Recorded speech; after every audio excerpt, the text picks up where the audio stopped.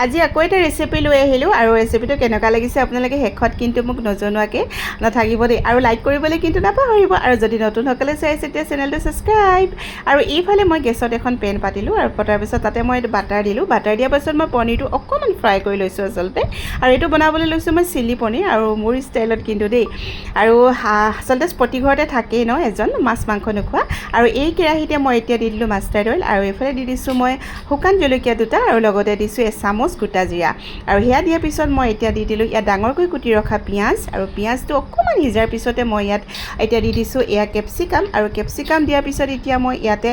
নিমখ দিম সোৱাদ অনুযায়ী নিমখ আৰু মই হালধি দিম অলপ ব্যৱহাৰ কৰিম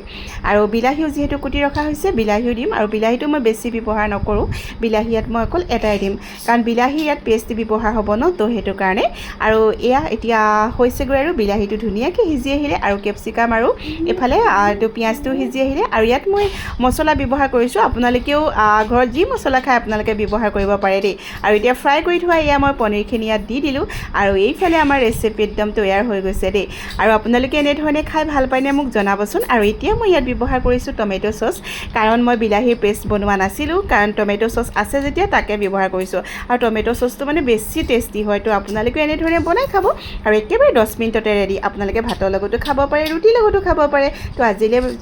আহোঁ আৰু ভাল পালে লাইক কমেণ্ট কৰিবলৈ নাপাহৰিব বাই বাই।